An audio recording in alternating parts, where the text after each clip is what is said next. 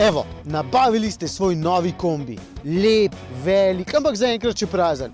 In ponosno si ga ogledujete, ker veste, da boste sedaj končno lahko začeli s svojo obrtjo. Ja, ampak če ne prevažate ravno palet ali pa hlodov, morda nakup kombija sploh ne bo dovolj.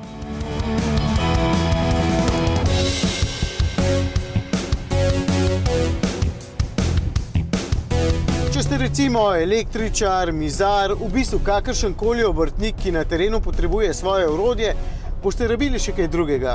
Že vem, da zdajle moj mizar Polde nestrpno sedi na robu kavča, ker ga zanima, kaj mu bom pokazal. Ja, poličke, predalnike in kup ostalih rešitev, da ne bo orodje takole letelo po tovornem prostoru.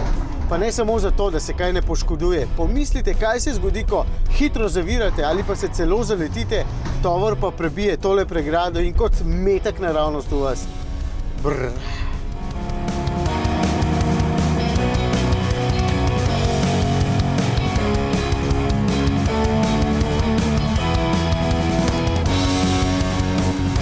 Za najbolj zahtevne je najboljša takšna rešitev. Vem, da je za Sortimo slišal že vsak obrtnik, ker so pač pravi specialisti in potem z njihovo pomočjo kombiji postanejo prave potujoče delavnice, kar je res fajn.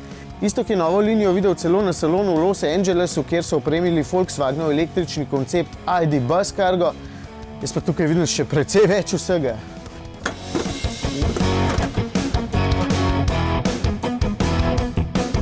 Tukaj imamo novo Sortimo opremo, imenovano SR5, ki je edinstvena na tržišču v svojem konceptu. Sistem pritrjevanja polic nam omogočajo stranski aluminijasti profili, po katerih lahko poljubno postavljamo police tako po višini kot po globini. In s tem nam omogočajo 100% izkoriščanje silhuete samega vozila. Novost pri SR5 opremi je tudi dvojna funkcija police, ki služi za pritrjevanje boksov nad polico in pa tudi pod njo. Tako dobimo res za svojo ceno dobimo najbolj izkoriščen prostor. Teža opreme vključno z stranskimi oblogami in talno podlogo tehta približno 200 kg. Sploh se mi zdi pomembno, da vozniki kombijev med vožnjo pazite nase in na svoj tovor in to tako, da ga dobro pritrdite. Recimo s takšnimi pritrdilnimi stebri, potem lahko vozite knav, steklo in karkoli podobnega.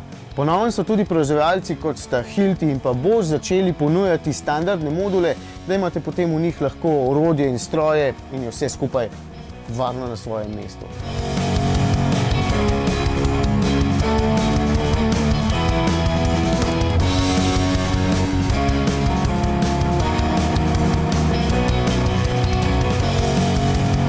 Zdaj, ko sem se vživel v vlogo obrtnika, mi je v oči padla še ena zadeva.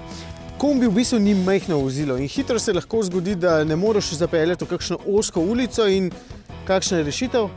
Ja, manjše gospodarsko vozilo, ki deluje na električni in na nožni pogon. Še kapo imam in vse.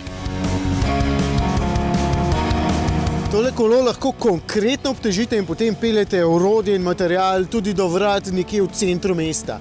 Edini izpusti so pa tisti od zajtrka in kosila. Cena 7000 evrčkov.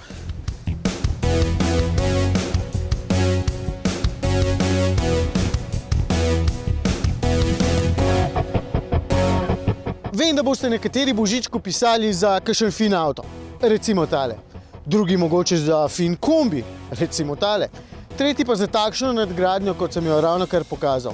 Najboljši mojstri pač potrebujejo najboljšo opremo in zato imamo tudi mi pri volanu vedno vse najboljše.